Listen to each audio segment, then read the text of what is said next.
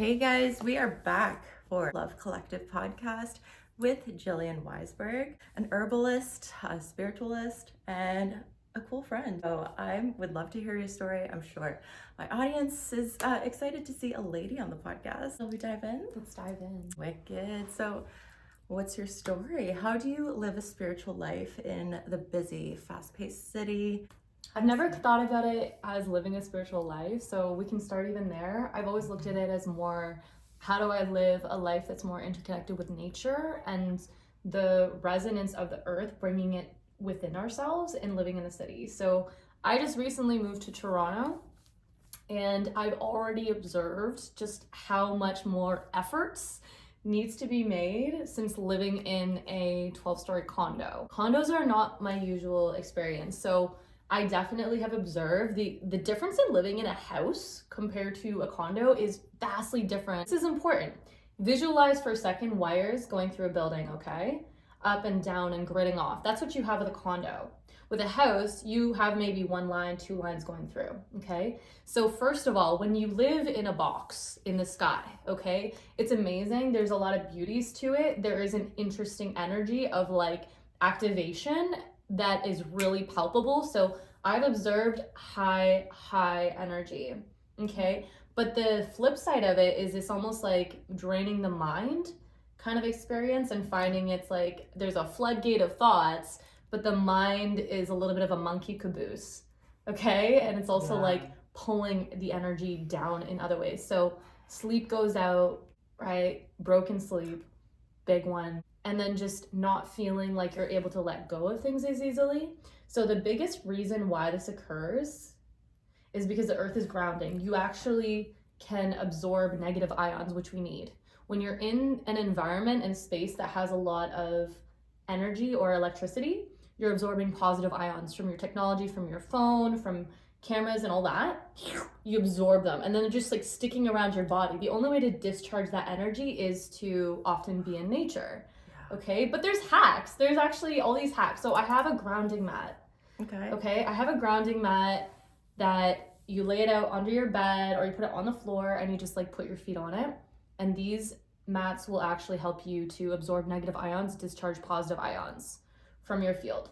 You tried it, you like it? I love it. It works. It actually works. Wow. It's like an instant, like, whoa, like you want to cry when you go on it. Oh yeah. It's like, oh, I'm reconnected to myself. Like, wow, I'm not just plugged in and like in this battery collective experience. Seriously. And yet it's like we're getting so many benefits from living in a city too. Yep. Right. Interconnectedness, people constantly, like things are just, you feel like doing more in a city. That's the other thing. At least my experience has been that. And I've lived in the suburbs, I've lived in the middle of nowhere, I've lived in cottages, lived in farms and stuff too. So everything's a little bit different. So the first thing would be grounding mat. I think it's necessary to have that. The second is an orgonite pyramid or shungite pyramid, because those, even a small piece, let's say like 3 inches by 3 inches tall, is enough to offset the EMF or the electromagnetic frequencies from phones and cell towers by about 400 square meters. Yeah. So 400 square meters, that's like your room, your office space, you know, maybe your whole condo for all we know. So it's really good to have crystals in your space because those do have a palpable resonance of energy that it's bringing into your environment. Yeah, and we can measure this now with science. So it's really cool to kind of see like, oh, okay, it actually is doing something. It's not just like, oh, look at me, I'm new age. I was never into crystals like that either. So even, for example, in some of the training that I used to do, my teacher would call certain spots places of power. So when you go for walks in the woods, why are you stopping randomly in the middle of this bush? Places of power, so places that tend to have some sort of medicinal experience. And without even knowing it, it's often the certain types of flowers or the crystals that are embedded in the rocks that are uniquely giving us something, right? So that's why we're attracted to it in the first place. Sweet. Have you ever been to somewhere that's like super, like supposed to be like, oh, like a very spiritual place? Like I think in class they were actually mentioning about like Greece, and there's this like holy place where people like channelers would go and like sit in the springs and just channel. Like, have you ever been anywhere like that, like in a pyramid or anything like that? The most recent experience that comes to mind is going to Sedona, Arizona in Sedona, Arizona. It looks like the most ecclesiastical experience. Everything looks like it's photoshopped. So you have these red rocks and these mountains, and then you have all of these beautiful lush plants, cactuses, big buoyant flowers, and then little crystalline lakes. When I was there, I definitely felt like the rhythm of my own heart and some kind of like wild experience that was really present. And I know that I was able to start to see into different timelines of my life. Like, it's like, okay, if you want to dream a little bit, if you're feeling a little bit blocked, Sedona, Arizona has a lot of beauty to it. I haven't been to Mount Shasta, but I've heard amazing things. It's in California. And I don't know if you've ever heard of, for example, it's like the main energy grid points or the chakras of the earth. Yeah. This is actually a newer term and expression to me, but we tend to think of them as like places like the Bermuda Triangle is almost like a negative chakra point. Yeah. Very strange things start to happen. There's some really crazy stories around that. But Mount Shasta or Egypt and the pyramids, that would be like a positive example of a chakra system. Or Machu Picchu, very activating. Sometimes people, just by traveling to these very powerful places, it activates dormant skills and abilities. And so even the way that I look at that is like, to be spiritual means that you feel that sense of interconnectedness with humans, with plant life, with animals, with earth, right? That to me is a big part of my personal backing to spirituality. So I'm not sure if you would call that like an earthist or like what would it be, like a pagan? I don't even call myself a pagan, but it's like these ideas of you're connected to earth, so you're connected to your inherent spirituality. I heard a theory once upon a time that the Holy Spirit, or the idea of spirit, it moves through nature. So the more that you are in connection with nature, the more that spirit can move through you. So even for my own activation of gifts, a lot of it came because of purging processed foods. It came through cutting out like my addiction to sugars, and it started to open up my ability to be so much faster with seeing things and knowing things without knowing things. I love that. Like the spiritual abilities got amplified, right? So that would be like, for you, you're a clear feeler. Like you can feel things in your body before things are about to come up. It's like that. Yeah. You recognize the energy. Oh, I know what this is going to be like. Okay, I'm going to shift my energy like this to prepare for it. So you're clairsentient. Yeah. Clairsentient is a sixth sense that a lot of people, you know, it's like it's there, but they ignore it, they push it down. But when you actually take notice of your gifts, that's when the gifts will amplify. It's kind of like the idea of, if you have a beautiful woman and you acknowledge her beauty, she's going to blossom and flower and open. It's the same with our spiritual abilities. If you don't acknowledge your gifts and abilities, they're not going to flourish in the same way. Ooh, nice. Yeah, awareness is key in everything. On that note, like, what are some of your favorite herbs right now? There's so many. I mean, if we're going to talk about earthing, or if we're going to talk about how do you stay connected to your spirituality or to your earthly essence in a city, then I feel like the first one that comes to mind is faux tea, because faux tea is a very grounding herb. It's the only reason I can live in Toronto, to be 100% transparent with you. I told my family 10 years ago, I said, if Hamilton or Toronto ever gets 5G, I'm leaving. I can't handle it, because I just get so hyperactive and I literally can't sleep. And I'm still like overcoming this experience of, wow, I can't sleep till it feels like everybody in the city's asleep. Okay? Unless I take certain herbs. Right? Because I'm just like energetically sensitive and I'm attracting all of this experience. It sounds so bizarre. No, I hear just that. Say it out loud. I feel a little bit like a weirdo when I say that, but no, when I hold my phone, I'm like, am I tuning this out? How sensitive am I? Like, how much is it affecting me? And after a few minutes, I'm like, no, I want to like put it down. I'm like, it doesn't feel good in my hand. Like, put that on airplane mode. Put it on airplane mode. Yeah. If you want to get really crazy with it, this is actually a war slash army technique. Okay, so it's something that unless you have a place that you own yourself, you probably can't do this, or you could only do this temporarily. But you can get silver lined fabrics. And so a lot of military bases, they will use silver fabrics in the walls and the ceiling and the floors, and it will cut out the signal.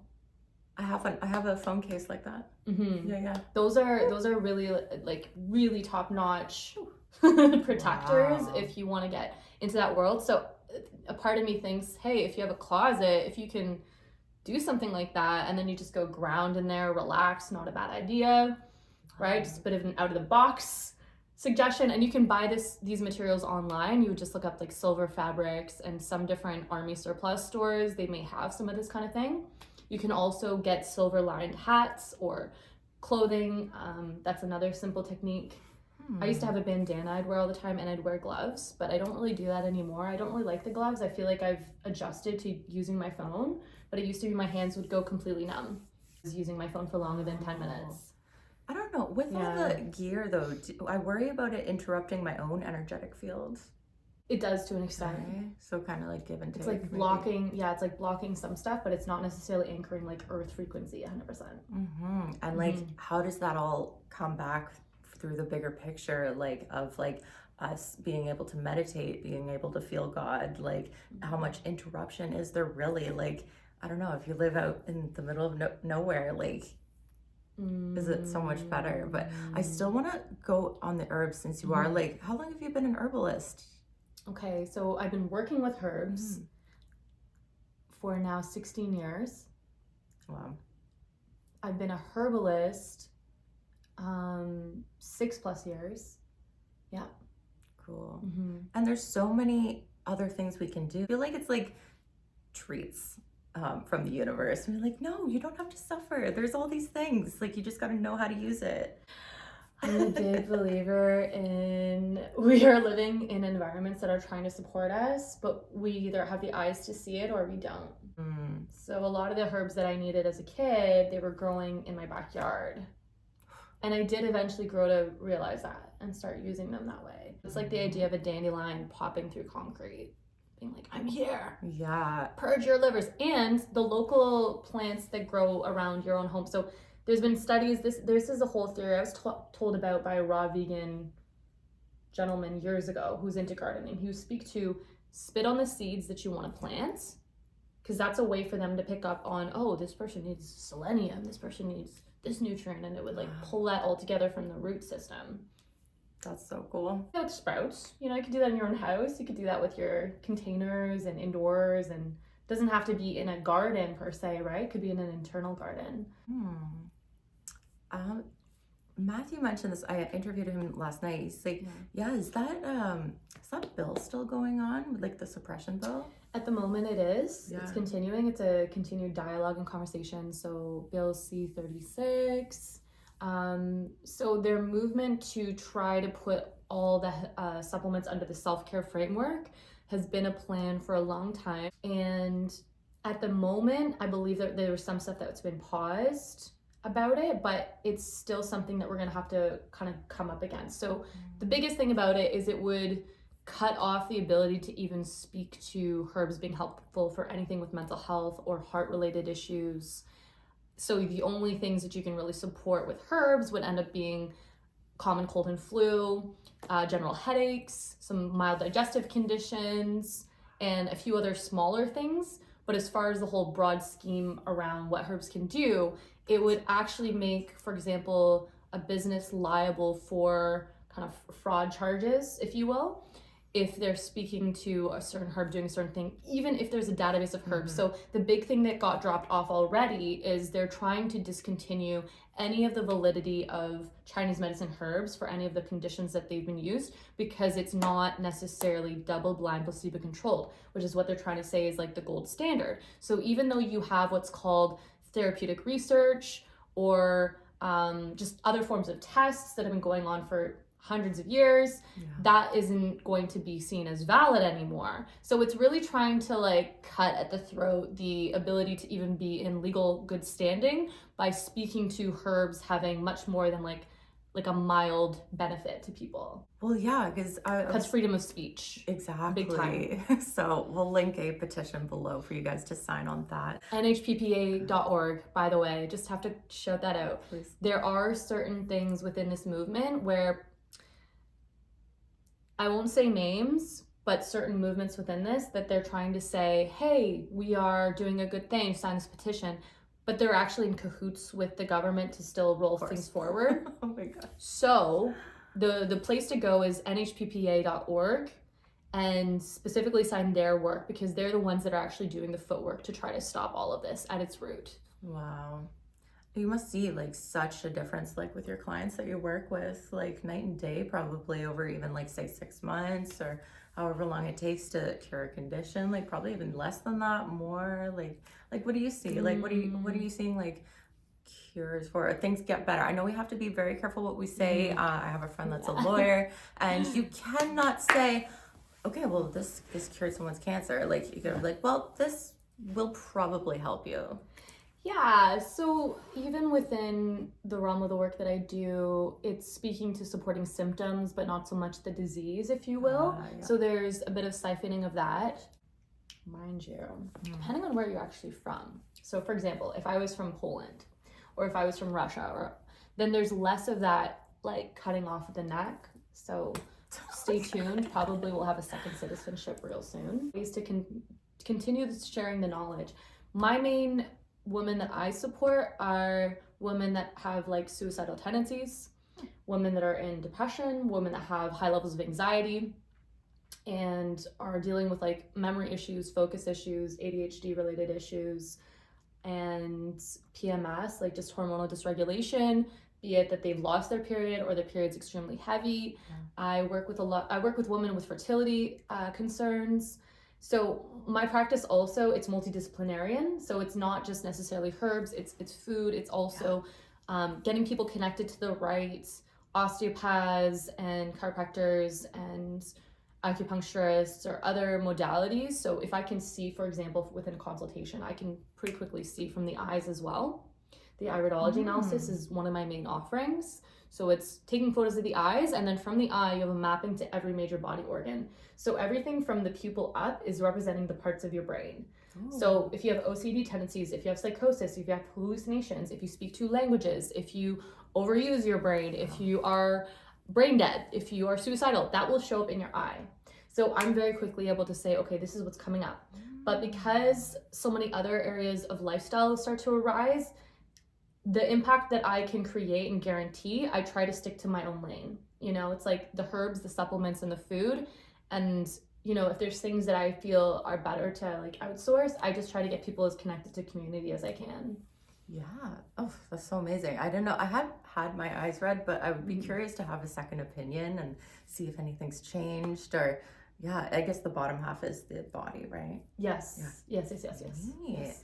Well, speaking of the body, I mean, you have this, what is it, a vivacious Vixen program? Like, what is that? Can you explain about that? Because that intrigues me. That is like the herbal weight loss of, I don't know, the holistic version of, instead of, I was telling Miss Jillian, like I saw a ad for Ozempic and, I don't know, it's like the fast cure, but, what does it do to the rest of your body? I think it like kind of eats away at your body. So although tempted for the perfect figure, I know you got to go see a lady like Jillian to get the herbal answers, the sustainable answers, things that are going to help you. And like, cause you were hitting on like, oh, we got to check your estrogen. We got to check your hormones. Like we got to like, or do you have brain fog? Like all these kind of things that will help kind of lean out one's body, like ama on the tongue, which is like just extra sugar, I think it is, right? Like just extra excess in the body, right? Yeah, candida and different forms of blockages or G stagnation. Yep. Yeah, there's a lot to it. Vibrant Vixen program was birthed from my concept of taking a prototype that was like myself 10 years ago and then guiding them through the process of, okay, what's the fastest, simplest way to get a person out of feeling like they are always impossibly addicted to sugar, having a really hard time losing weight, binge eating, finding themselves in this situation where they feel like the person that they want to be and the person that they are is actually really far apart. So a lot of the more mental blockages and like self-esteem blockages, and then things around, hey, my hair's not growing fast enough, my skin's got all this eczema condition. So I took the prototype of who I was and then made that into the Vibrant Vixen program and was like, okay, here's what we're gonna do. So it's really multifaceted. That whole program I've taken several women through. When you were asking about timelines, I had one woman that was like severely suicidal and 4 weeks later she was not. You know, so things like that do happen, and weight loss can happen pretty organically, I would say, as long as you're putting in the work, towards the steps. Is that like, how many herbs are you taking? Like, I'm a little apprehensive because it's like, oh, am I gonna have to be like just swallowing pills night and day? Like, and what do these herbs do? Like, do some clean you out? Do some say a focus on the liver? There's a lot to be said for that. It is custom created. So there are certain foundations that I'm teaching, but the elements of which herbs we're choosing, it's really 100% to do with like what your eyes show me and the whole picture of your body. Yeah, that's where I pull that forward. So I try to keep things simple. I always give the option. I say, do you want tincture? Do you want tea? Do you want capsule? We can put this all into food. We can put this as powder. So you get to choose. Like, it's not a matter of, but yeah, usually it's at least 3 things in a day you're going to be taking. That's not so bad. The average. Yeah. The average. Yes. Better than Ozempic. I think it's shots. So yeah, that's wild. What else do I have down here? I am curious to know. Back onto spirituality. What other like spiritual lifestyle hacks do you enjoy? Could be anything. Lifestyle hacks. Yeah, or like things that you enjoy. I feel like the first one, I just took you through something a few moments before this podcast. We did a 5-minute meditation in which we're connecting to heaven and to earth and within our own body and our own breath. So connecting to your own breath is super valuable, very important. And just creating presence, creating moments of structured presence where I set a timer. Today, like this morning, I spent 30 minutes in meditation. Some days I spend 20 minutes, some days I spend 15. It really just depends. But that's a really valuable part because that is preventing aging. It's shifting the way that your brainwave state is. So what microdoses of mushrooms can do for the brain is what meditation can do for the brain. We don't need microdoses. We don't need mushrooms. We can get ourselves into a state of rest and digest, parasympathetic state, which is like where your nervous system, your whole body's just like relaxed, you're feeling good. So I feel like it's extremely important that everyone has to have their thing. Not everybody likes meditation, that's something that it works for me. Yoga can work for some people. I've gotten super into very slow movement yin yoga. So I tend to be a very high energy person. I tend to fill my days with like my social schedule, my work schedule. I'm running my own businesses. It's busy. So I found that I really like yin meditation where I'm spending 3 to 5 minutes in any pose and just relaxing into it. So that works very well with me. But I feel like some people, they need more of that fiery movement to get them into their own stillness. So they need to do more aggressive, fast-paced movements where it's more challenging to be able to get into a state of presence. So I look at a state of presence as very much connected to being in a state of resonance to receive messages from like God. So much. You touched it on the yin yoga. Everyone try yin yoga. Yeah, try yin yoga. Super. Yeah. You touched on your businesses. We would love to hear about that. I'm blown away by everything you're doing. Like, do you have people helping you now? Like, how's that come along since we last spoke? There's been so many changes. It's been really fun. It's been such an evolution to have a business in the first place because it tests a lot of who you are at a core level. Because there's times where you're doing something, and I'll just give you an example. When I first started my business in 2010, I was doing a lot of like weight loss protocols. It was almost solely what I did in like calorie counting. I fell out of love with it 8-9 months in, and I was like, what am I gonna do now with my work? And that was when it actually pushed me into the path of herbalism, and I feel like herbalism really took my heart. It's really been the thing that's felt the most exciting for me and like I can make the biggest impact. So in the last year, I actually brought on 2 helpers. I brought on someone to help with production of my products, which I now have in several stores, and then also brought on someone to help me with marketing. Yeah. Wicked. What's the most challenging thing about that? Responsibility. Ooh, I love that. Yeah, being responsible. It's like a different level of stress, to be like, well, you got to pay people by certain times, whether you make the buck or you don't. You have to make sure that you can like cover those costs and stuff.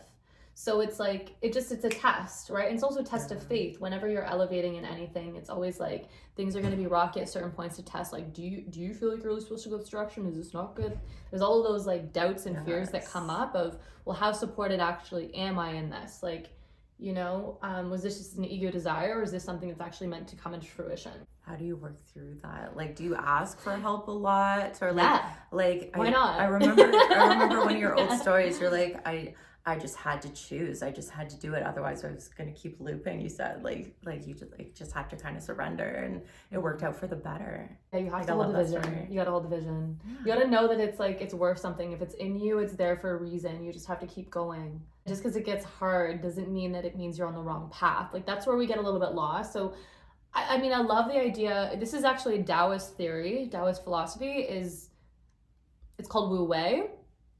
So it's like the path of least resistance, or like going where things seem to flow. And if things seem to be blocked, you kind of like pull yourself away. So in a sense, yeah, when you get stressed out about something, you have to pull back from the fear and the stress associated with that thing and like lose a bit of the attachment.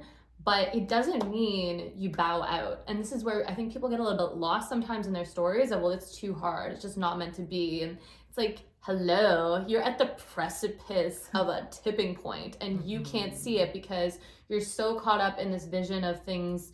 They're just meant to work out if you've seen it, if it's in your purpose. But no, I'm sorry. Anything that's worth having is worth fighting for. Yeah, and that's what's not taught in the movies is that, oh, you just gotta jump. It's fine. Like, yeah, but how? How do you get over the mental hurdles?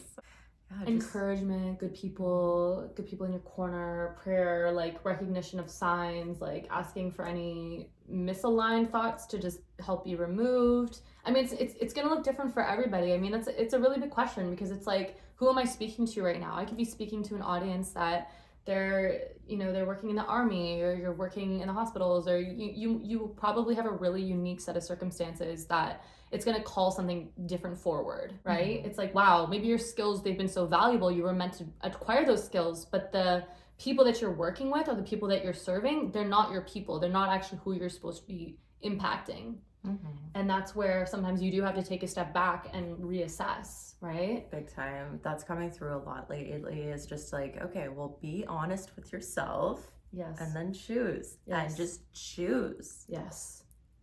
Nice. It's on a similar topic of life lessons that you've learned that have like been really like aha moments. Aha moments. Okay, let me feel into this. Like, what are really big lessons that I feel like I've had to learn that are spiritual lessons? Ooh, the law of reciprocity, I feel like, is the first one that comes up. So here's something that I used to do. And this is something kind of very tangible, so anybody could just try this out, okay? So whenever you're feeling like you're in a place of scarcity or a place of lack, I want you to look around your home and look into yourself of your skills, and I want you to give away something physical or something of your time to somebody else. Because what it is, it's a reminder that we have so much more. We are abundant. We can live abundantly. Like abundance is a state of being. It's not just about wealth. It's about the currency of what you have to offer, right? So anytime I would get into these places, and this is early on in my career, where I would be in positions where I would say, okay, I'm trying to afford an apartment and a car and all my business supplies, but right now I have a decision. I can feed my cat or I can feed me. What am I gonna do? Like really real world crap, okay? Going back 8 years. Yep. I would, as soon as I would get into that state, I would obviously be in a state of panic because I was the one affording my life as well. So it's like no one's gonna just jump in necessarily and like help save me. But what I could do is I could try to at least look at myself and say, well, am I actually in scarcity? And I would usually look around at my herbs. I would look at maybe some of the free time that I had, and I would go and help a friend clean out her closet, or I would gift away herbs, or I would offer a moment of support to somebody that I might not normally like be in my network or be super close, that I would offer that kind of support. And as soon as I would do that, it was like clockwork, boom, food would come in, someone would order food to my house, I would get invited out for dinner that was completely paid for, clothes would be given to me. I lived for a long time without buying any makeup, without buying any hair supplies, without buying any girly things, and it was in my early 20s, so it was this experience of wow, like I'm going without and every one of my friends is like going to fancy dinners, buying themselves nice things, and I couldn't afford any of it because I was paying for my website, paying for my herbs, paying for all the things that I wanted to like build this life. So, you know, there was times where I like maybe would feel a type of way, but when it came down to like the food part of, wow, I can't even feed myself, I gotta choose, like that was when I would always, as a law of reciprocity and a law of abundance, like give something away. That is such a good one. My therapist actually did something similar. He's like, walk around, notice, okay, there's a laptop, there's the nice painting on the wall, look at all the things I have, look at the fancy carpet, and then yeah, it does something to your brain. But I like that one of like, oh, the free time and like all of that. And watch someone observe something that they genuinely needed. So that would be the key. It wasn't just like give something away. It was like give something away from the heart, knowing that it's actually going to be beneficial. They'd said something that they needed it, or you just like, you know, it's a moment, but give and then observe their experience of receiving something and appreciate that, right? So that's a whole shift, and that's also connecting to humanity, and it's getting out of the like, what do I need from me, and like what do other people need from me, or what can I offer? So it changes things. Right? Because otherwise it's like, and most of us are dealing with some level of that, right? Where it's like, we have limited this and this and this, and everything feels so stifled, and we have a hard time accessing like our full self because we feel stuck, we feel cornered, right? And I think that that's also part of the game that we're playing here in this matrix of life, is we're trying to find this like expanded version of ourselves within like a bunch of really real world obstacles. And it gets really complex really quickly, but it's very easy to get caught up in those stories and narratives. But if you've seen, even for example, you know, World War II, what did a lot of people in the concentration camps start to do? They started to like be in celebration or be really deep into conversation with one another, and they would try to like give each other this experience of like jokes and laughter. And those are the ones that survived. When you actually look at the people that ended up surviving, and like moving on to tell these stories, it's like they were the ones that were grasping for anything in the midst of these disasters and everything up against them, right? And that was what ended up flourishing, that sense of gratitude and abundance, and no one can take this away from me. Whew. Yes. Thursday thoughts for you. Before we wrap up, could you touch on how you got over your sugar addiction? I think that would help a lot of people, like, mentally, emotionally, because like me over here as a newbie in spiritual school, I'm just like, everyone just needs to do their emotional healing and everything will be fine. I'm sure there's more to it than that. It's a good one. No, that's beautiful. I feel like if that's the stance and that's the arena that you feel really called to share, bring it on. Bring it on, bring it on as if it is the most important thing, because it definitely is the most important thing for a lot of people. Because it's like, what will that create for people if they do their emotional healing? It's a good foundation. Right? Yeah. Probably more joy in the world, probably spreading a lot more love, probably a lot of like long-term family conflicts getting broken, right? There's a lot of things within that are super valuable. How did I overcome my sugar addiction? So I was really obsessed with 5-cent candies in particular. So I loved Maynards. I love Swedish fish, Swedish berries, big, juicy, like sour keychains. Those all really excited me. And I would get minimum like a 20 to like 30-cent bag of 5-cent candies, or every single week, okay? So a $20 to $30 5-cent bag of candies would always be in my space. And it went really hand in hand also with my like watching TV and watching like 4 hours of TV every day. This is once upon a time, okay? I needed to first find foods that were still sugary, but that weren't refined sugar. So my first thing that I leapt to was dried pineapple, dried mango. Yep. And then from there, I backed off to things that were lower on the glycemic index. So I'd recommend looking up glycemic index, looking up how much a food is likely to spike your insulin or your blood sugar. Because as high as it spikes it, it's going to drop it just as low. So I would then turn to like pears, right? That's pretty much where I sit most of the time. So that's the first thing, is you want to find something that is a healthy version that's got sugar. That's important. But it's also got to be the same texture and taste that you want. So if you really like sour sweet, go for that. If you really like sour with a touch of salty, then you got to go for like the coconut oil, you know, popcorn that's a little sweet because of honey and a little bit salty. So that's one idea. Nice. The second one that I really noticed a huge obvious difference is if I have 2 cups of fermented foods every day, my sugar cravings are a quarter. fermented foods are the basis for eating up the bacteria in our digestive systems that are craving for sugar. So you're trying to kill the candida, you're trying to kill the opportunistic fungus and bacteria that are in your body that's already asking for the sugar, because it's like you already have a monster in your belly that's crying for something, and everything in your body is remembering what it feels like to have that burst of satisfaction and love and all the things that come with loving sugar. So you have to find a way to slowly eat away at that. I recommend doing this gradually. So for me, it was about 9 months of backing away from how high my sugar addiction was, okay? Oh, wow. Yeah. So Amazing. ice cream to coconut ice cream, for example, from that to then yogurt, to backing off yogurt altogether. So I've done my own different process with it, but those are 2 big things. I have more if you wanted me to share, but it's like, yeah, that's a great story. There, yeah. I forgot about the dried mangoes. That's gonna give me life for the next few. Like I had cake today, and it was like I was so grumpy, and at the end I was like, maybe my blood sugar was just a little low, or maybe they at this nice vegan restaurant they just used that white sugar that I haven't had in a while, and it gave me a hit. Yes, probably no, happened, Sam. Don't want that. Okay. Happened.